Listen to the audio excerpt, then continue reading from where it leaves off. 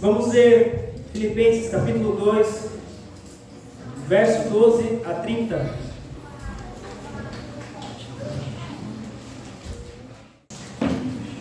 É uma leitura longa, peço que os irmãos prestem atenção na leitura.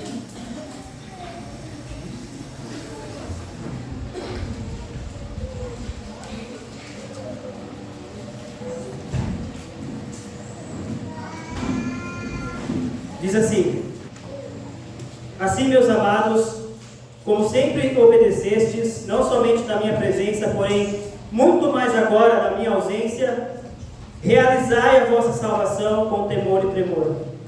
Porque é Deus quem produz em vós tanto querer quanto realizar, segundo a sua boa vontade. Fazei todas as coisas sem queixas nem discórdias, para que vos torneis filhos de Deus irrepreensíveis, sinceros e íntegros, no meio de uma geração corrompida e depravada, na qual resplandeceis como luminares do mundo, retendo a palavra da vida, para que no dia de Cristo eu tenha motivo de me orgulhar do fato de que não foi em vão que corri ou trabalhei. Contudo, ainda que eu esteja sendo derramado como oferta de libação sobre o sacrifício e o serviço da vossa fé, alegro-me e me congratulo com todos vocês. E também pela mesma razão, alegrai-vos e congratulai-vos, ou regozijai-vos comigo. Verso 19. Espero no Senhor Jesus e em breve vos enviar Timóteo, para que eu também me anime recebendo notícias vossas, porque não tenho nenhum que como ele tenha o mesmo sentimento, que sinceramente cuide do vosso bem-estar. Pois todos buscam o que é seu, e não o que é de Cristo Jesus. Mas sabei que ele deu provas de si mesmo, e como filho ao lado do Pai, serviu comigo em favor do Evangelho. Assim, espero enviá-lo logo que a minha situação seja definida. Mas confio no Senhor que em breve eu mesmo irei vê-los. Contudo, achei necessário enviar-vos Epafrodito, meu irmão e cooperador, companheiro de lutas, a quem enviastes para me socorrer nas minhas necessidades, porque ele sentia saudades de todos vocês e estava angustiado por saberdes que ele havia adoecido. Pois ele de fato esteve doente, à beira da morte, mas Deus se compadeceu dele, e não somente dele, mas também de mim, para que não tivesse uma tristeza após a outra. Por isso eu o envio a vós com mais urgência, para que vos alegreis vendo-o outra vez, e assim eu tenha menos tristeza. Recebei-o no Senhor com toda alegria e honrai homens como ele, pois ele chegou às portas da morte pela obra de Cristo, arriscando a vida para suprir-me o que me faltava do vosso serviço. Essa é a palavra do Senhor. Amém. Vamos orar.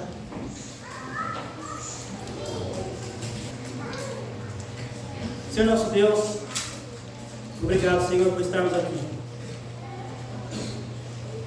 Senhor, abençoe esse homem inútil que vai falar. Ó Deus, eu sei das minhas incapacidades, eu conheço, ó Deus, os riscos que eu corro de estar aqui, Senhor, de poder esquecer tudo aquilo que eu estudei durante a semana, Deus, mas eu rogo teu Espírito para que o Senhor me sustente nesse momento, que o Senhor abençoe, ó Deus, a sua igreja, o seu povo adquirido pelo sangue de Cristo Jesus, nosso Senhor. Ó Deus, abra nossos corações diante da sua palavra, que nós possamos, ó Deus, pela ação do teu Espírito, receber a sua palavra com fé e respondê-la, ó Deus, obedientemente pela ação e pela obra do teu Espírito em nós. Nós carecemos de ti, Senhor. O Senhor vive, o Senhor reina pelos séculos dos séculos, e o seu reino não tem fim. Imploramos a sua graça, imploramos a Deus a sua misericórdia. Fale conosco. Amém. Amém. Irmãos, nós começamos uma série de Filipenses há alguns meses atrás, e nós vimos que a igreja de Filipos era uma igreja que estava sofrendo perseguição por parte daquele povoado que eles estavam morando ali, por parte da cidade de Filipos. E por conta disso, Paulo resolve enviar uma carta para encorajar essa igreja a dar alegria e para que eles pudessem responder fé a tudo aquilo que Paulo disse. Paulo também envia essa carta para agradecer pela oferta que ele havia recebido por parte dessa igreja, a igreja mais pobre da Macedônia, e ele vai encorajar esses irmãos pelas lutas que eles estão enfrentando de fora da igreja e pelas lutas que eles estão enfrentando dentro da própria igreja.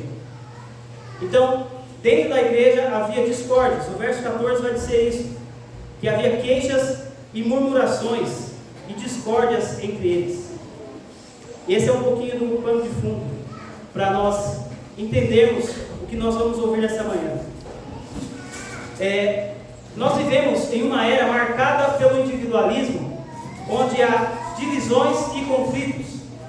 E a igreja também dos Filipenses enfrentava problemas relacionados a esses conflitos e essas discórdias. E tudo isso, essas discórdias e esses conflitos, a causa era um coração orgulhoso que buscava a própria glória. Paulo, ele não apenas aponta o problema, mas ele oferece para eles uma solução para que a igreja volte à unidade da fé e que eles vivam uma vida que honre a Deus nesse mundo. Na justificação, todos aqueles que creem em Cristo, eles são declarados justos diante de Deus. Os pecados desses homens se vão. Na santificação, todos os homens são declarados santos diante de Deus por causa da obra que Jesus realizou. Então, se você é um cristão verdadeiro nessa manhã, o seu status diante de Deus é santo, por causa daquilo que Jesus realizou. Mas junto com a santificação, essa conquista que Jesus comprou para nós, vai haver algumas implicações. E essas implicações vão resultar no modo como nós vivemos dentro da igreja, como nós nos relacionamos com os irmãos e como nós nos relacionamos com o mundo lá fora. Então nós vemos que a santificação, ela não é algo conquistado pelo mérito pessoal, mas é uma transformação divina. Todo aquele que crê em Cristo, ele é consagrado por Deus e para Deus. Esse é o ensino do Novo Testamento. Todos aqueles que pertencem a Deus, que foram comprados por Cristo, eles têm essa declaração da parte de Deus. Eles são santos. E se eles são santos, se eles são justificados, se eles são os filhos de Deus, o modo de viver deve corresponder com essa verdade. Então, a carta aos Filipenses, que nós estamos diante de nós agora, vai afirmar essa ideia. Paulo chama essa igreja para que vivam de modo digno do Evangelho de Cristo. Ele começou essa exortação no capítulo 1, verso 27, e ele vai discorrer essa mesma ideia até o verso 18, que nós iremos encerrar essa exortação hoje. E a forma que os filipenses deveriam glorificar a Deus nesse mundo, uma das formas, ele já disse que eles deviam viver como um só homem, combater pelo combate do Evangelho, lutar pelo avanço do Evangelho. Agora, internamente, para que eles resplandecessem essa glória de Deus, eles deviam abandonar a murmuração e abandonar as discórdias que haviam entre eles. Viver de modo digno do Evangelho aqui em Filipenses é viver em unidade no único Espírito Santificador para promover o Evangelho da paz. Jesus uniu em si mesmo, através de sua morte e ressurreição, gente de toda tribo, língua e nação. E essa deveria ser a realidade dos filipenses. Expressar essa verdade de que eles são filhos de Deus, pregando o Evangelho, e isso deveria ser visto através da unidade. Então, como eles poderiam abandonar a discórdia e viver em santidade? Nós estamos aqui diante de um texto ético, que vai falar da forma como os cristãos agora devem viver no mundo, já que eles foram comprados, santificados, justificados, adotados por Deus nesse mundo. Então, como eles deveriam viver? Verso 12, vamos ler.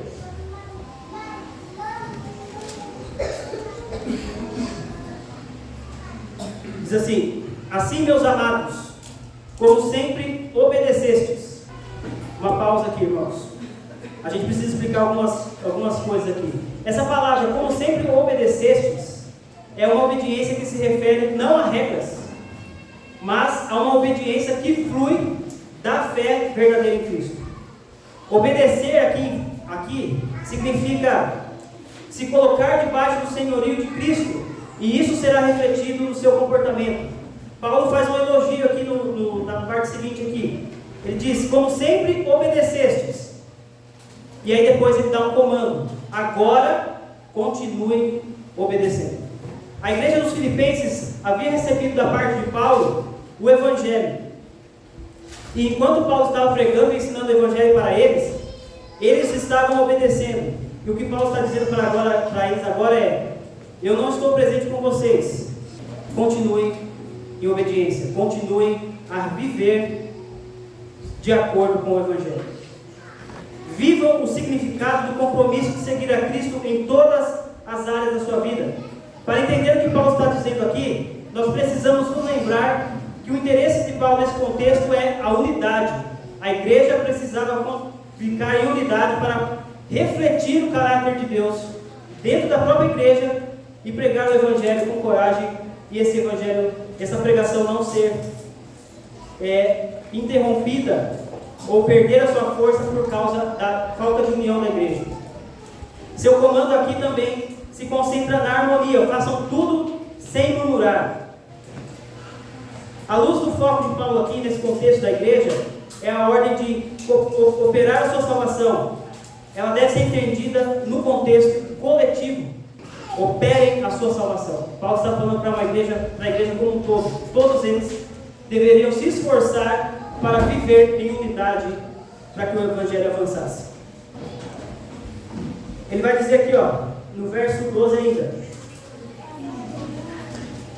realizai a vossa salvação com temor e tremor. Colocar a salvação de vocês aqui significa continuar na obediência deles a Cristo. Não significa que eles serão salvos pela sua obediência ou por causa da sua obediência.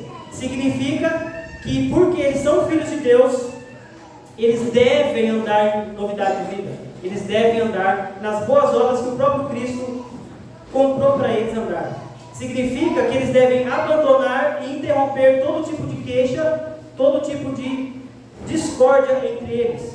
Toda a rixa que havia entre eles deveria ser extinguida, para que eles pudessem viver como filhos irrepreensíveis de Deus no mundo. Eles são filhos de Deus, mas essa irrepreensibilidade viria por eles abandonarem as suas queixas de uns contra os outros. Portanto, o contexto da carta deixa claro que colocar em ação a salvação, aqui nesse contexto, é a manifestação da glória de Deus através da unidade da igreja, por meio de crentes que demonstrarão seu pertencimento a Deus, porque eles têm a mesma mentalidade de Cristo. Eles vivem unidos como um só homem, como um só corpo, com interesse no Evangelho. Segunda parte: com temor e tremor. Essa expressão lembra os filipenses, os leitores, melhor dizendo, dos finais dos versículos 9 e 11, que diz assim: por isso também Deus o exaltou sobremaneira e lhe deu o nome que está acima de qualquer outro nome, para que ao nome de Jesus se dobre todo o joelho dos que estão nos céus, na terra e debaixo da terra, e toda a língua confesse que Jesus Cristo é o Senhor, para a glória de Deus Pai. Todo o universo criado prestará honras a esse Senhor, Jesus Cristo. Eles mesmos, como parte da nova criação, devem fazer isso no presente momento. Eles já devem manifestar a realidade de que Cristo veio, Cristo ressuscitou dos mortos, e por causa dessa verdade, toda a igreja viveria em novidade de vida, em unidade, para proclamar o reinado desse Deus que ressuscitou dos mortos. Verso 13: porque é Deus quem produz em vós tanto querer como realizar, segundo a sua boa vontade. O significado aqui não é que Deus iria fazer por eles, mas que Deus dá a graça necessária para cada filho seu honrá-lo nesse mundo. Eu mencionei que a santificação é o status dos crentes, mas todos que são chamados, todos nós somos chamados a crescer em maturidade, a viver uma vida que reflita essa verdade. Não é uma vida moralista, segundo os meus próprios pensamentos, não é uma vida de acordo com aquilo que eu mesmo defino, mas é uma vida de acordo com aquilo que o próprio Deus já revelou na sua palavra. Nós, como igreja, temos na Escritura Sagrada tudo aquilo que nós precisamos para saber como nos portar na igreja e fora da igreja, para refletir esse caráter de Deus no mundo. A igreja deve ter a mentalidade transformada, conformada não com esta era, mas pela palavra de Deus. Todo o nosso comportamento vai ser um reflexo da boa vontade de Deus, da perfeita vontade de Deus.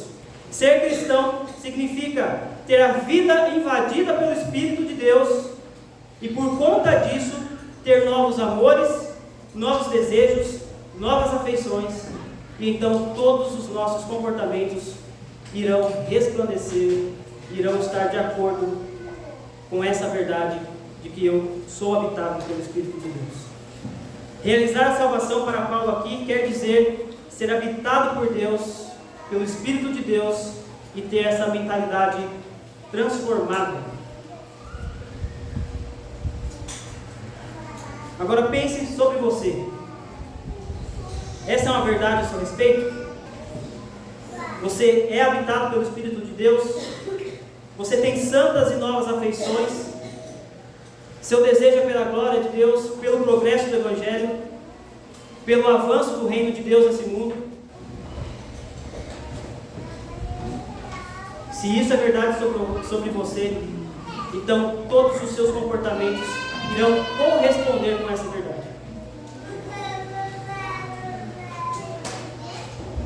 Em relação à oração, por exemplo, nós iremos pedir para que o nome de Deus seja glorificado, nós iremos pedir para que o nome de Deus avance, que o reino de Deus avance, e na prática, pensar menos em si mesmo, menos no meu nome, menos na minha fama e mais na fama de Deus, na igreja e no mundo. Agora, nós estamos com a nossa mentalidade encharcada da verdade de Deus, nós estamos interessados na glória de Deus, nós estamos preocupados em como o reino de Deus vai avançar nesse mundo e vai alcançar os perdidos, e o reino de Deus vai expandir esse mundo. Se você ainda ama as mesmas coisas, tem prazer nas mesmas coisas, seu deleite é o pecado, seus pensamentos são voltados para esse mundo, então você não é habitado pelo Espírito de Deus. Uma das características de ser habitado pelo Espírito de Deus é: o meu amor foi transformado, eu amo esse Deus, eu quero que esse reino avance, eu quero que o seu nome cresça, eu quero que o seu nome seja conhecido entre as nações, e eu quero que o meu nome seja cada vez menor, mais diminuído, para que o nome de Deus seja mais glorificado e a sua glória seja vista. O que fazer se o meu interesse é ainda por esse mundo? O que fazer se eu ainda amo o pecado, me deleito nas mesmas coisas? Você deve se arrepender de seus pecados. Você deve se dobrar diante daquele que veio a esse mundo. Você deve se dobrar diante daquele que recebeu um nome que é sobre todo nome.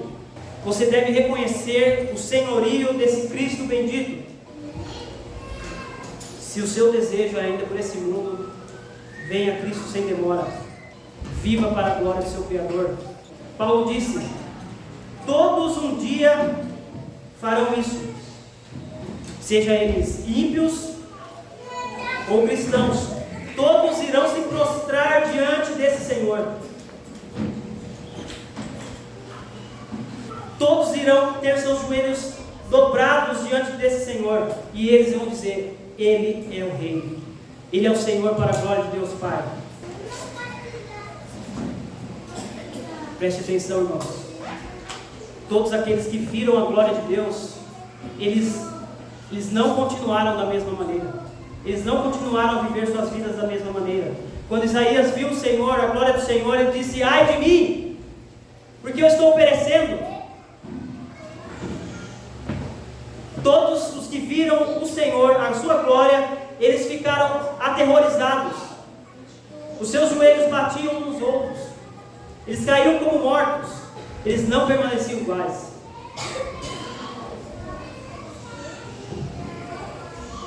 Isso vai acontecer sobre você se você não reconhece esse Rei. Isso vai acontecer sobre você se você não se dobrar diante desse Rei da glória. No dia do julgamento, o terror virá sobre você. e não haverá mediador para te livrar. Não haverá mediador para te livrar, porque Deus deu a provisão para ele, para nós. Deus deu o mediador perfeito. Prostre-se diante desse rei. O seu reinado, como nós lemos na leitura, não tem fim. No grande dia, ele virá, os céus se rasgarão e todos vão dizer: Ele é o Senhor, para a glória de Deus. Ninguém irá ficar calado, ninguém irá ficar em pé, todos cairão diante dele. De acordo com a sua boa vontade, verso 13 ainda, parte final, segundo a sua boa vontade, Deus se deleita em fazer o bem para o seu povo. Todas essas operações, todas essas ações que correspondem com esse chamado de Deus, é Deus operando em nós. O nosso comportamento irá glorificá-lo, mas é o Senhor agindo em nós para que nós possamos glorificá-lo. Deus se alegra, Deus se agrada em fazer isso pelo seu povo. Verso 14: Fazei todas as coisas sem queixas nem discórdias. Isso aqui é um eco da peregrinação de Israel no deserto. E essa palavra, sem murmurações, é usada por Paulo em outro lugar. Em 1 Coríntios 10, verso 10, ele diz: E não murmureis, como alguns deles murmuraram e foram mortos pelo destruidor. O que Paulo quer trazer à mente deles aqui é esse relato de Números 14. Deus tirou Israel do Egito, Deus fez inúmeras maravilhas diante deles, e então Israel começa a murmurar, começa a reclamar diante de Deus. Os espias trazem um relatório, aqueles que ouvem, não ouvem com devida atenção, por causa que 10 dos 12 espias que foram enviados para espiar a terra de Canaã, eles dão um relato incorreto, demonstrando falta de confiança em Deus. Então todo mundo começa a murmurar, todo mundo começa a reclamar. Agora preste atenção: quando o que sai da nossa boca, quando o que sai da boca é murmuração, na raiz do problema sempre está um coração orgulhoso, que levará à discórdia e à divisão. O orgulho leva à desconfiança em Deus, a exigir de Deus e não reconhecer que tudo o que nós temos é uma dádiva, é um presente. A murmuração é um fermento e contamina toda a massa. O relato aqui de Números 14 é que toda a comunidade de Israel começou a murmurar. Todos foram tomados de medo, desunião, falta de confiança na palavra de Deus. Agora pense como isso é instrutivo para a gente. Ele está logo abaixo do que Paulo falou aqui, de viver uma vida com temor e tremor. O sentido aqui é que todos eles, a igreja de Filipos, deveria viver a sua vida aqui sabendo da presença real de Deus, ter esse senso da presença real de Deus, viver uma vida sabendo: Deus está entre nós, Deus está aqui. Não se engane, sempre irá haver consequências.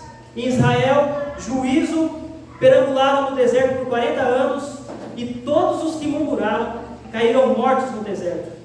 Em Filipos, prejudicaria o testemunho cristão e promoveria a divisão na igreja.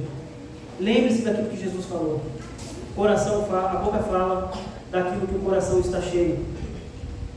Embora nós não tenhamos evidências de quais eram as causas desse murmúrio, se era aqui em Filipos, se era contra os seus líderes, se era contra a liderança, se era contra Deus, preste atenção, há um apelo aqui demonstrando as suas reclamações. Paulo apela à unidade, ele denuncia a ambição egoísta, ele dá instrução para acolher e honrar Epafrodito. Ele diz para Evódia e Sintique se reconciliarem, e ele faz uma menção muito incomum no capítulo 1, quando ele fala aos bispos e diáconos que estão em Filipos. Ele faz isso somente aqui. Essas daqui são algumas pistas que nos levam a entender que muito provavelmente havia reclamações contra os seus líderes. Embora não possamos ter certeza do que esses cristãos de fato estavam reclamando, nós podemos ter certeza de uma coisa: Paulo considerava as reclamações e as brigas falhas graves que poderiam destruir a unidade da comunidade, a unidade da igreja de Filipos. Por conta dessas falhas na igreja, Paulo apela à unidade, chama a igreja a praticar a obediência com temor e tremor. Ele incentiva a confiança na obra de Deus. Os filipenses são chamados a realizar a sua salvação sem reclamar, sem discutir. Nesse contexto, uma evidência essencial de salvação é a libertação dos hábitos comuns e debilitantes de resmungar e discutir. Murmuração não é algo pequeno. É sempre uma suspeita da bondade e da providência de Deus. Não é algo leve. Sempre atrai o juízo de Deus. Pense em Israel. Eles contemplaram as maravilhas de Deus. Eles viram o mar vermelho se abrir diante de si. E depois de alguns dias caminhando, eles começam a murmurar. Olha esse deserto que nós estamos passando. Olha essa comida que nós estamos comendo. Lembre-se do que nós comíamos no Egito. Olha esse maná. Olha esse Deus. Essa era a murmuração deles. Parafraseando. Toda a nossa murmuração, toda a murmuração de Israel é contra Deus. É sempre essa suspeita da sua providência. Israel disse: seria melhor nós termos ficado no Egito. Agora, o que sai da sua boca com frequência? Quais são os tipos de reclamação que saem da sua boca com frequência? Olha essa esposa, olha esse marido, olha esse café, olha esse salão, essas cadeiras, esse pastor, esse emprego, esses salários, esses chefes, essa vida, essa casa, enfim, a lista é enorme. Não se engane. A murmuração é como um fermento. Vai começar na sua casa, vai começar dentro do seu coração, vai atingir o seu cônjuge, vai atingir os seus filhos, vai atingir a igreja. Começou com Israel murmurando e terminou com Moisés, o homem mais manso da terra, daquele tempo, ferindo a rocha. E o que ele ouviu da parte de Deus? Você não vai entrar, você não vai conduzir esses homens até Canaã. Você não promoveu a minha santidade diante dos israelitas. Foi isso que Deus falou para ele em Números 20, verso 12. Pense no que Israel viu.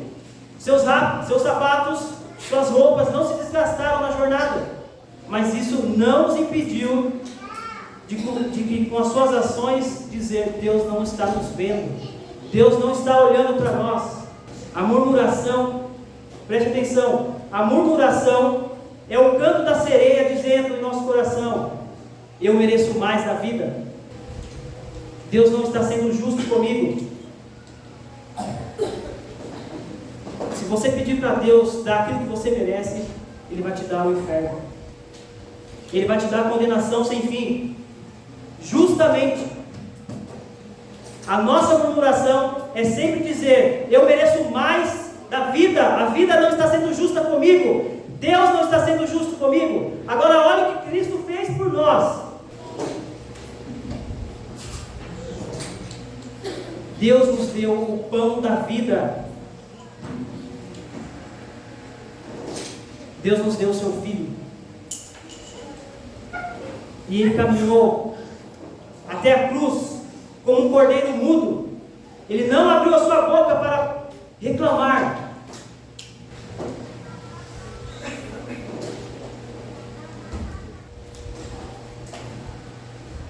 Que você de fato merecia a condenação eterna, e Deus deu o seu Filho bendito em seu lugar.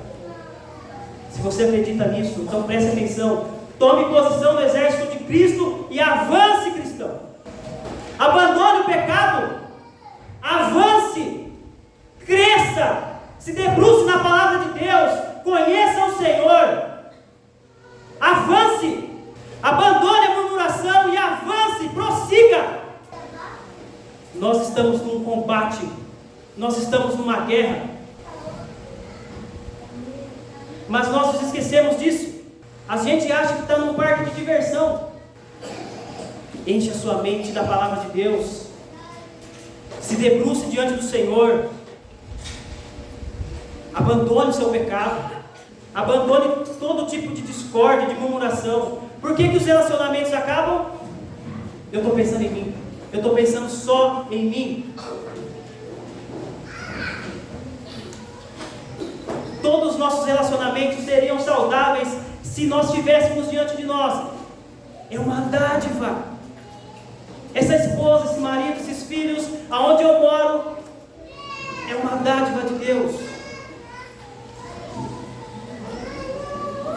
Eu preciso encher a minha mente, encher o meu coração com a palavra de Deus, me quebrantar diante dele. Ele é o Rei da Glória. Todos aqueles que não reconhecerem esse Deus, eles irão ouvir: apartai-vos de mim, malditos. Reconheça Ele como Senhor. Viva por causa disso. Avance, cristão. Corra. Trabalhe, se esforce. Soe. Não pare no meio do caminho. A nossa guerra não é contra pessoas de carne e sangue. É contra o diabo e suas potestades nas regiões celestiais. Tenha isso na sua mente. Tenha isso claro diante de você. Verso 15 e 16. Para que vos torneis filhos de Deus, irrepreensíveis, sinceros e íntegros, no meio de uma geração corrompida e perversa, na qual resplandeceis como luminares do mundo, retendo a palavra da vida, para que no dia de Cristo eu tenha motivo de me orgulhar do fato de que não corri em vão e nem trabalhei em vão. Paulo quer que os filipenses sejam irrepreensíveis a respeito do seu comportamento observável. Ele quer que os homens olhem para esses cristãos e digam: eles são luzes, eles estão brilhando no meio das minhas trevas, eles são filhos de Deus, eles vão brilhar à medida que eles abandonarem a discórdia, que eles abandonarem a murmuração. E esse relato vem de Daniel 12:3. No contexto de Daniel, aqueles que brilham como estrelas são aqueles que foram ressuscitados do pó para a vida eterna. Paulo interpreta o cumprimento dessa visão e aplica na igreja. Jesus disse: vós sois a luz do mundo, deixai brilhar a vossa luz diante dos homens, para que vejam as vossas boas obras e glorifiquem vosso Pai que está nos céus. Você é luz do mundo. Você precisa brilhar nesse mundo.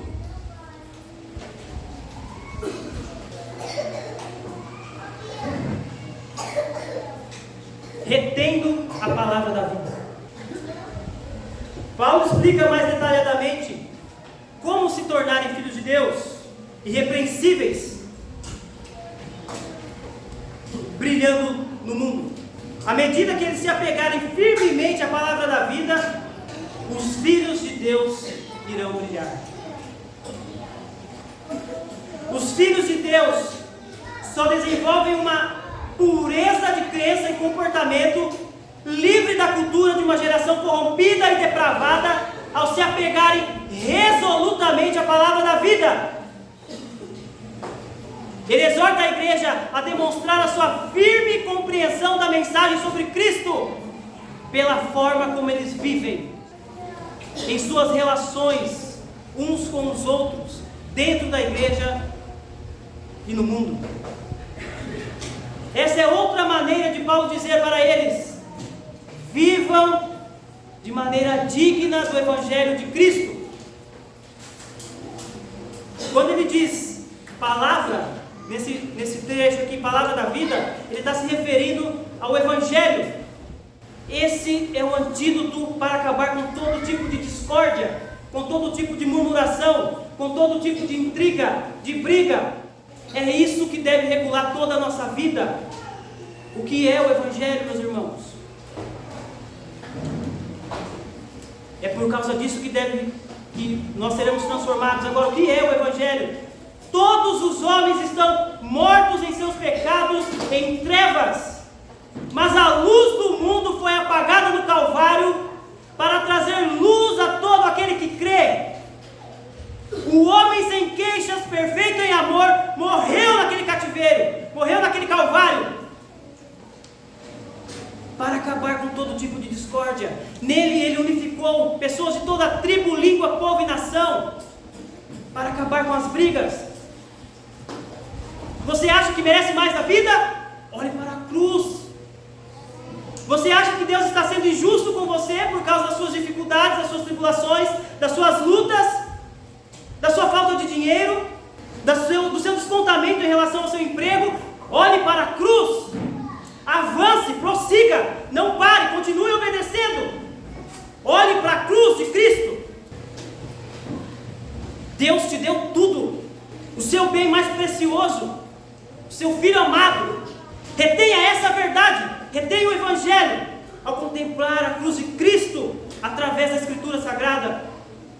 Você nunca vai achar que a vida está sendo injusta com você, quando você olha para Cristo, quando você contempla a sua beleza, vê tudo que Ele fez por você, tudo que Ele conquistou por você, tudo que Ele comprou para você.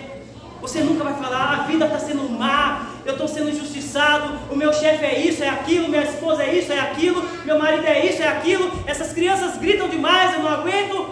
Olhe para a cruz, avance, prossiga, não pare. Nós nunca vamos, irmãos, nós nunca vamos falar assim: Deus, não está legal aqui não estou gostando. Se nós olharmos, eu merecia condenação eterna, eu merecia a ira sem fim desse Deus maravilhoso, e Ele me deu Cristo, Ele me deu Jesus, Ele viveu a sua vida justa, perfeita, comprou para mim justiça, e me colocou em unidade com a Trindade. Nunca nós vamos reclamar, quando nós tivermos essa visão, essa contemplação do Cordeiro de Deus, imolado naquele Calvário, sem abrir sua boca. Nós não iremos abrir nossa boca para reclamar quando a gente olhar para isso. Nós iremos viver de maneira satisfeita, porque Jesus é tudo em nossas vidas. Se revista do novo homem, criado em verdadeira justiça e santidade. Renove a sua mente com a palavra de Deus. Não saia da vossa boca nenhuma palavra que cause destruição, só que promove edificação, a fim de transmitir graça a todos aqueles que ouvem você. Isso é o que significa operar a nossa salvação em todas as dimensões da vida, fazer tudo, seja em palavra, seja em ação, em nome do Senhor Jesus Cristo, dando graças a Deus, o nosso Pai. No dia de Cristo, verso 16, Paulo amava a igreja dos Filipenses. Paulo era como um pai para a igreja dos Filipenses. Ele tinha um amor diferenciado para essa igreja. E ele tem uma convicção: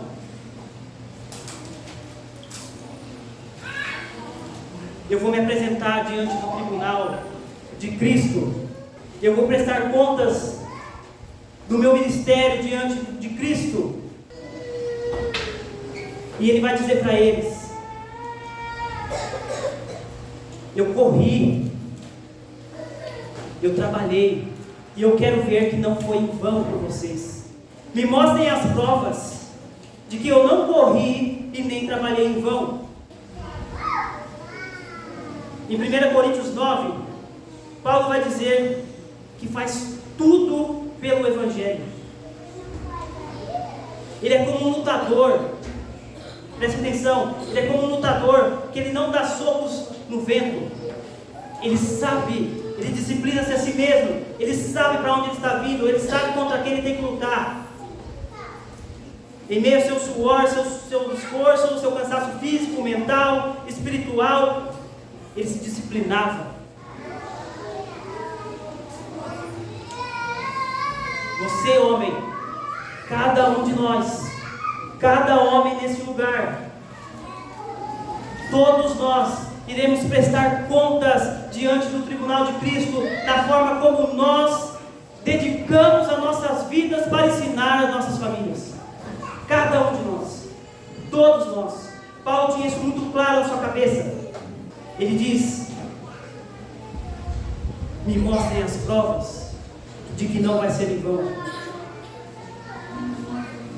A confiança dele não estava nele mesmo, estava em Deus, pois ele disse: aquele que começou a boa obra, ele é fiel para concluí-la. Se ele começou, tenha certeza, ele não vai parar. Ele não vai parar de trabalhar em você até que você se transforme na imagem e semelhança do seu Filho bendito.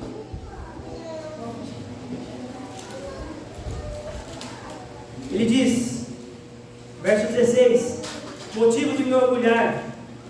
O motivo de orgulho de Paulo aqui não é nele mesmo, é porque ele está vendo Deus agindo, ele está vendo Deus trabalhando, ele está vendo Deus fazendo o seu reino avançar, progredir, homens serem salvos.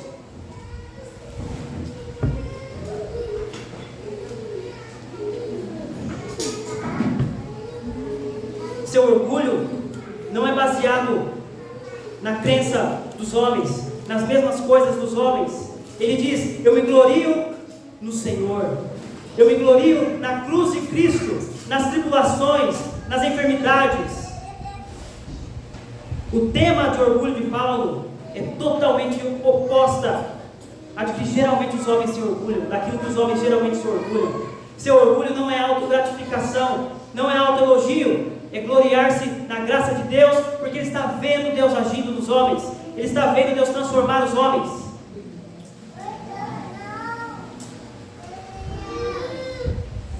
Verso 17 e 18: contudo, ainda que eu esteja sendo derramado como libação sobre o sacrifício e o serviço que vem da vossa fé, alegro-me e me congratulo com todos vocês, me regozijo com todos vocês, e também, pela mesma razão, alegrai-vos e regozijai-vos comigo.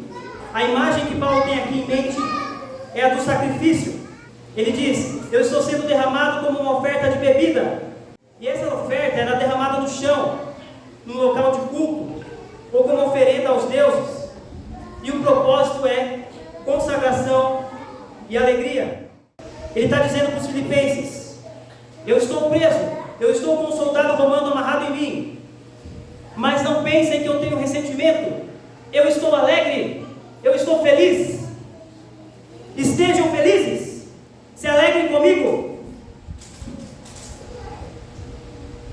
Paulo responde ao sofrimento, não importa o quão extremo seja, com alegria. Ele vai dizer, ele vai usar essa outra palavra, libação, ele vai usar essa palavra também em 2 Timóteo, capítulo 2, verso 4, ele diz: quanto a mim, já estou sendo derramado como oferta de libação, e o tempo da minha partida já está próximo. Em Timóteo, era quase que certeza que Paulo iria morrer. Aqui em Filipenses, há essa realidade de que pode ser que ele morra assim. Ele estava aguardando o seu julgamento, mas ele está se identificando com Cristo. Cristo esvaziou-se a si mesmo, da mesma forma Paulo está esvaziando da sua vida por amor do Evangelho.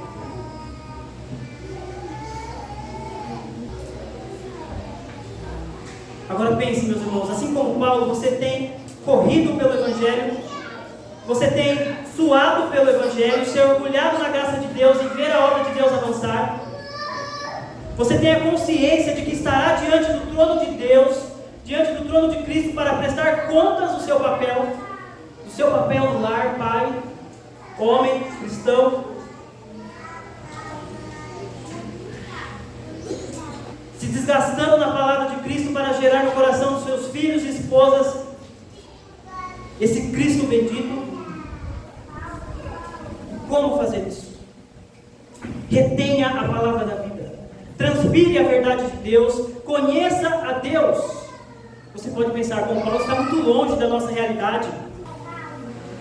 Ele vivia assim porque com ele era diferente, ele era um apóstolo. Não, todos nós somos chamados a reter a palavra da vida, a transformar a nossa mente pela palavra de Deus, a transpirar a palavra de Deus, conhecer a Deus.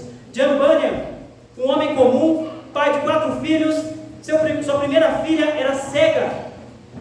E o que era dito a respeito dele? Ele foi preso por causa de pregar o Evangelho, e os homens diziam para ele: se você o cortar, se você o ferir com uma faca, irá sair versículos bíblicos.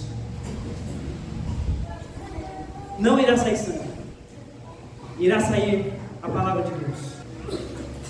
Meus irmãos, se tudo isso daqui pudesse ser dito de nós, se essas mesmas coisas pudessem ser ditas de nós, que nós estamos mergulhados na palavra de Deus, se a forma como a gente pensa em criar nossos filhos vem da palavra de Deus, se a forma como a gente pensa em lidar com o nosso cônjuge vem da palavra de Deus, nós iríamos ser homens e mulheres totalmente diferentes dos que nós somos hoje. Preste atenção. Como homens como Paulo, Timóteo, Epafrodito, John Bunyan passaram por essa vida. Eles viviam sob aquele grande dia.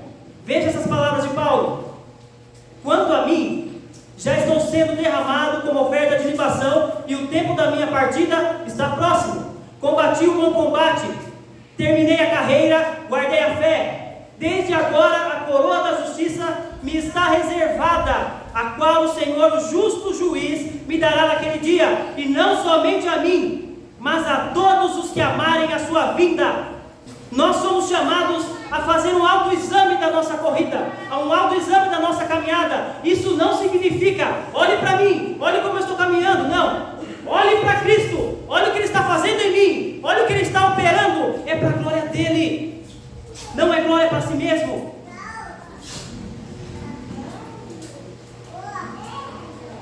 Paulo vai dizer em outro lugar: pela graça de Deus eu sou o que sou, e a sua graça para comigo não foi ineficaz. De fato, trabalhei muito mais do que todos eles, todavia não eu, mas a graça de Deus que está comigo. Irmãos, abra sua Bíblia comigo, 1 Coríntios capítulo 15.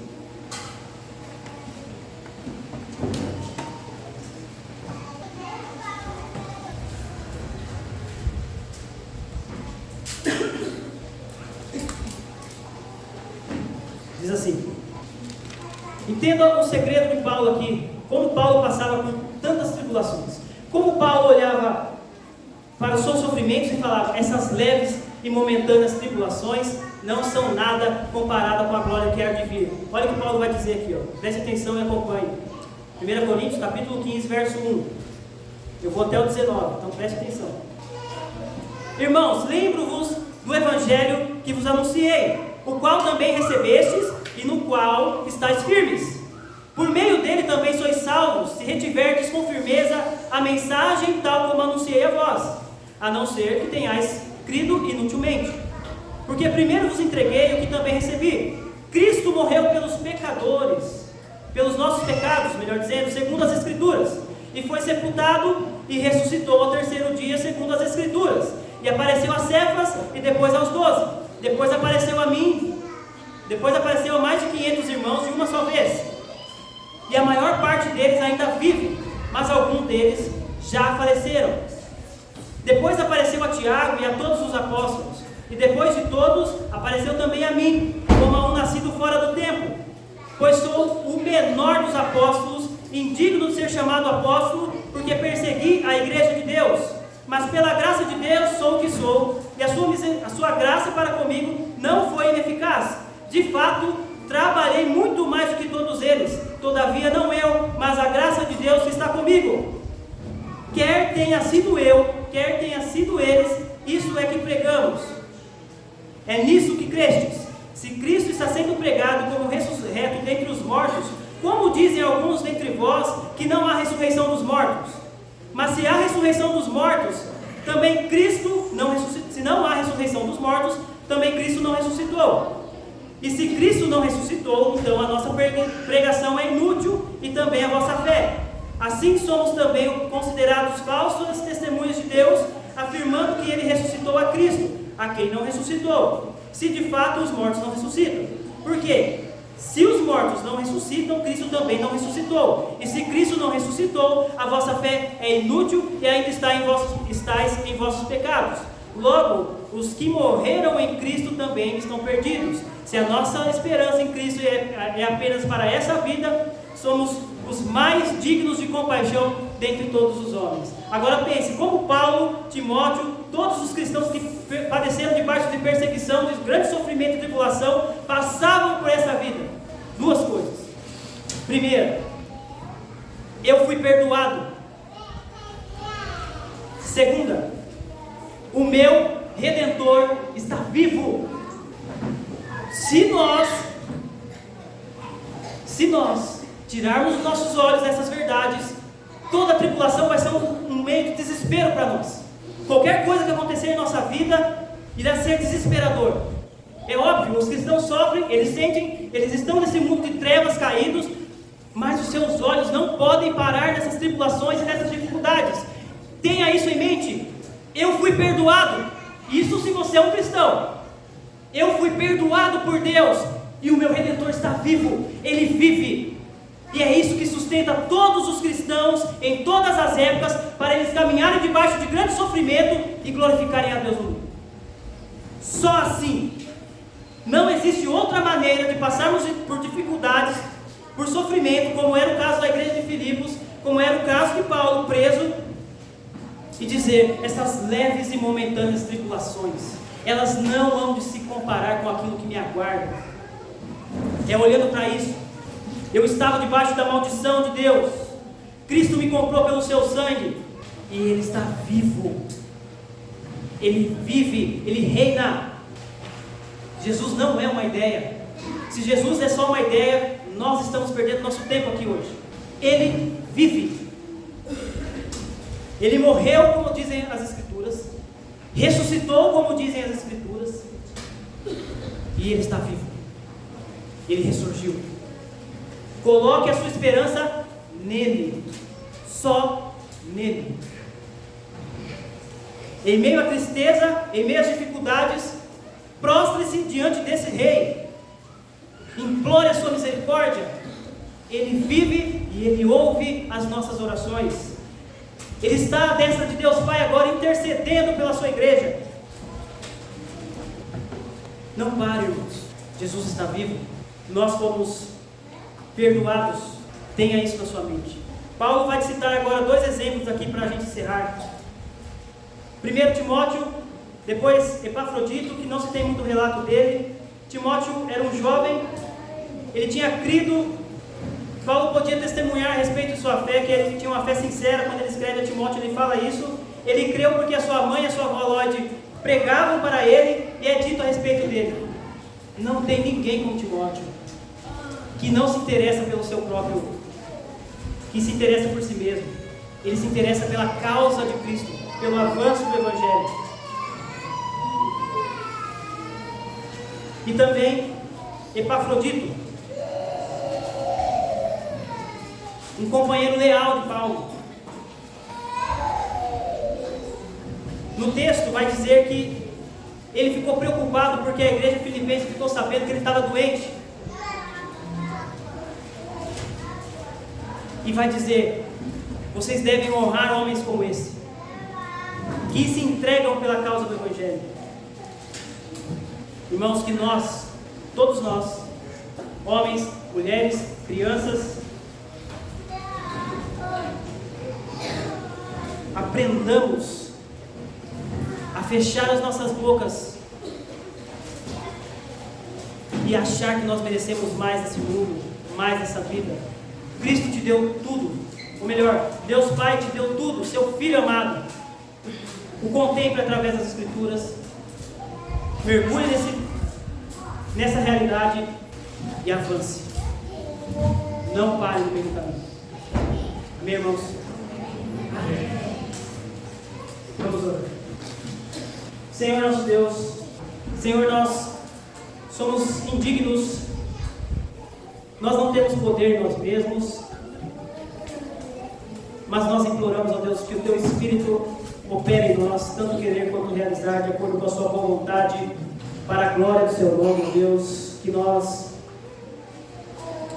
venhamos brilhar nesse mundo de trevas, ó Deus, através das nossas obras, obras que o Senhor mesmo preparou para nós de antemão, para que andássemos nelas. Nos ajude, ó Deus, nos dê alegria, ó Deus, em olhar e contemplar Seu Filho amado. Ele é o nosso Deus, Ele é o nosso Rei, Ele está orando por nós agora.